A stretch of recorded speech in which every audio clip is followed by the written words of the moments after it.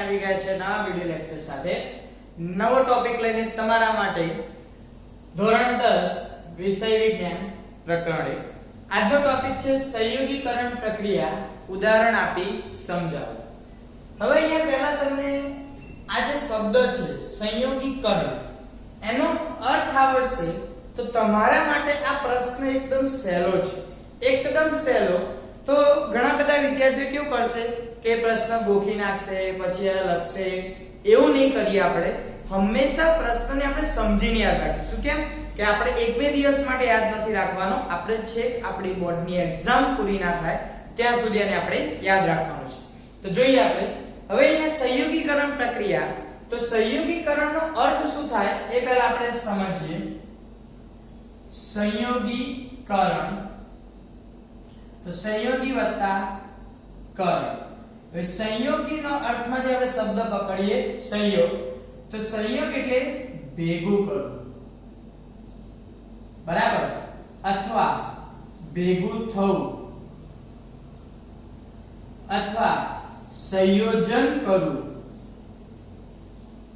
સંયોજન કરવું। તો એનો અર્થ શું થયો કે સંયોગીકરણ પ્રક્રિયાનો મતલબ એવો થાય કે એવી કોઈ રાસાયણિક પ્રક્રિયા છે કે જેમાં ક્યાં તો બે પદાર્થ ભેગા થતા હશે અથવા ક્યાં બે પદાર્થ ભેગા થઈને સંયોજન બનતું હશે અથવા ક્યાં તો આપણને કોઈ નિપજ મળતી હશે। તો અહીંયા આપણે જોઈએ કે સંયોગીકરણ પ્રક્રિયા ઉદાહરણ આપી સમજાવો। હવે ઉદાહરણ તમે તમારી રીતે કોઈ પણ ઉદાહરણ લઈ શકો છો, એવું જરૂરી નથી કે તમારે બુકનું જ ઉદાહરણ લેવું। તો અહીં આપણે એક ઉદાહરણ જોઈએ। તો ઉદાહરણ જોતા પહેલા આપણે એને સમજીએ કે ધારો કે માની લો કે આપણે એક પાત્ર લીધું, બરાબર। આ પાત્રની અંદર આપણે કેલ્શિયમ ઓક્સાઇડ આપણે ઉમેર્યો। આ ધારો કે માની લો આપણે ઉમેર્યો કેલ્શિયમ ઓક્સાઇડ। કેલ્શિયમ ઓક્સાઇડ નું સૂત્ર શું થાય? CaO, calcium oxide. Calcium oxide મતલબ ચૂનાનો પથ્થર, બરાબર। એની અંદર આપણે ઉમેર્યું પાણી। હવે તમે થોડી વાર પછી અવલોકન કરશો અને તમે આ પાત્રને હાથ અડાડશો તો તમને શું લાગશે? તો આ પાત્ર તમને ગરમ લાગશે। તો એનો અર્થ શું થયો કે પ્રક્રિયા દરમિયાન શું ઉત્પન્ન થઈ? ઉષ્મા ઉત્પન્ન થઈ અથવા ઊર્જા ઉત્પન્ન થઈ। પણ જ્યારે તમે કેલ્શિયમ ઓક્સાઇડ અને પાણીને ભેગું કર્યું ત્યારે અંદર કોઈ નિપજ તો બની હશે ને, બરાબર? નિપજ તો બની હશે। તો એનો અર્થ શું થયો કે અહીંયા તમને કોઈ નિપજ મળે છે, એનો મતલબ કે આ બંને ઘટકો શું થયા? ભેગા થયા। તો એટલા માટે આ પ્રક્રિયાને કઈ કહેવાય? સંયોગીકરણ પ્રક્રિયા। પણ અહીંયા એક વસ્તુ ખાસ યાદ રાખજો। ધારો કે હું તમને એક્ઝામ્પલ આપું કે એક પાત્રની અંદર મેં પાણી લીધું અને બીજા પાત્રની અંદર પણ મેં પાણી લીધું। અહીંયા પણ આપણે H2O લઈએ, અહીંયા પણ આપણે H2O લઈએ। ભાઈ આ બંને પાત્રમાંથી એક કોઈ મોટા પાત્રમાં આ બંને પાણી આપણે ભેગું કર્યું તો અહીંયા તમને કોઈ નિપજ મળી? તમે એમ કહેશો કે સર અહીંયા બંને ઘટક ભેગા જ થયા ને, પણ અહીંયા તમને કોઈ નિપજ મળી? ના, તમે આ બે પાત્રનું પાણી એક પાત્રમાં ભેગું કર્યું, મતલબ બંને ઘટક બે પણ કેવા હતા? સરખા, અને તમને નિપજ મળી નહીં। તો એનો અર્થ શું થયો કે જ્યારે પણ તમે સંયોગીકરણ પ્રક્રિયા કરો તો હંમેશા બંને ઘટકો કેવા હોવા જોઈએ? એકબીજાથી અલગ હોવા જોઈએ, એકબીજાથી જુદા હોવા જોઈએ। સરખા ઘટકની સંયોગીકરણ પ્રક્રિયા થાય નહીં, બરાબર? બીજી વસ્તુ, ધારો કે એક ઘટક લઈએ, આપણે એક ઘટક લીધો અને પ્રક્રિયા કરી અને કશું આપણને મળ્યું નહીં। કેમ કે એક ઘટક કોઈ દિવસ પ્રક્રિયા આપશે નહીં। એવું થાય કે તમે ખાલી એકલું દૂધ ગરમ કરો તરત તો ચા બની જાય, એવું થાય? ના, તમે દૂધની અંદર પાણી થોડું નાખો, ખાંડ નાખો, મસાલો નાખો, ચા નાખો, પછી ચા બનશે। એકલા દૂધ ઉકાળવાથી ચા બને નહીં। તો એનો અર્થ શું થયો કે જ્યારે પણ તમે સંયોગીકરણ પ્રક્રિયા કરતા હોય તો મિનિમમ કેટલા પ્રક્રિયક જોઈએ? બે પ્રક્રિયક।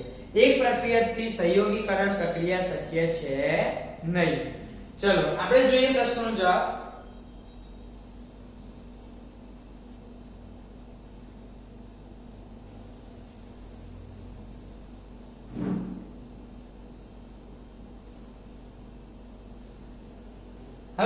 પ્રશ્નનો જવાબ કેવી રીતે લખીશું એક ખાસ સમજવાનું છે.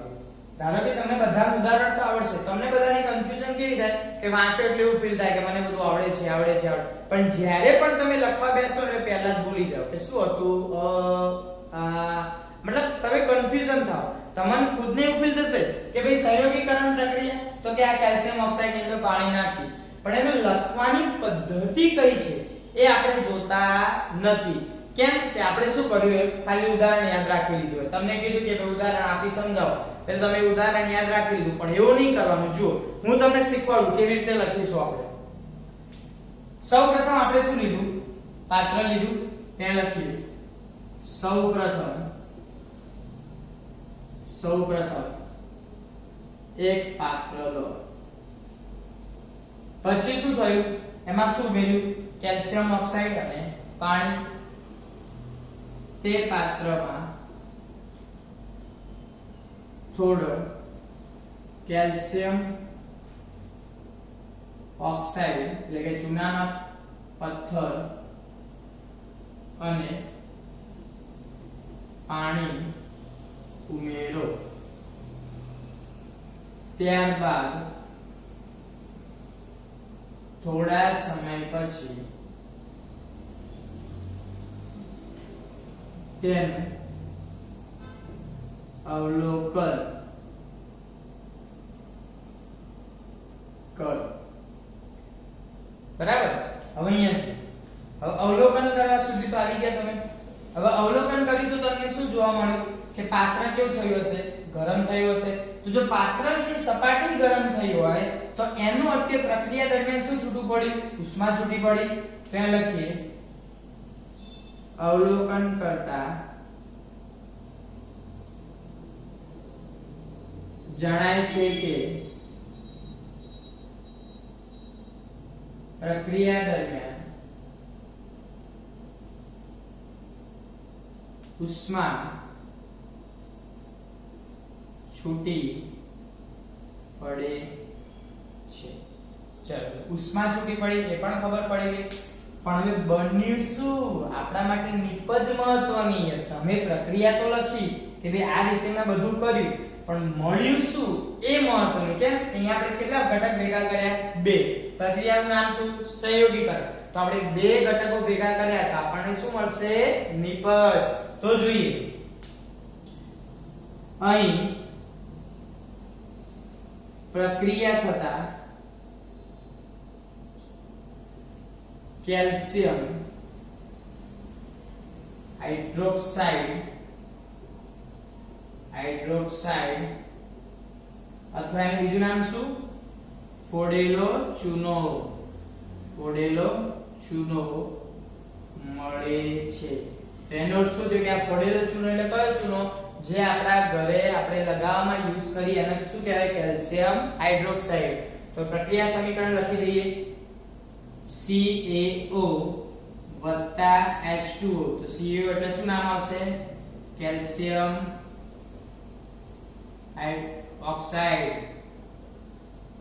H2O એટલે પાણી, અને મળશે શું આપણને, CaOH twice એટલે કેલ્શિયમ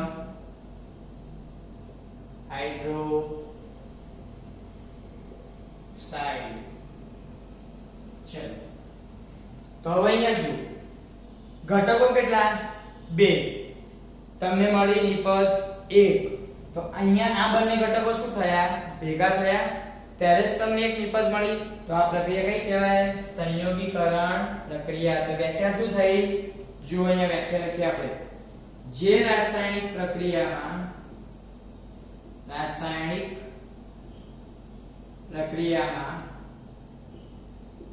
બે કે બેથી વધારે પ્રક્રિયકો ભેગા થઈ એક જ નિપજ બનાવે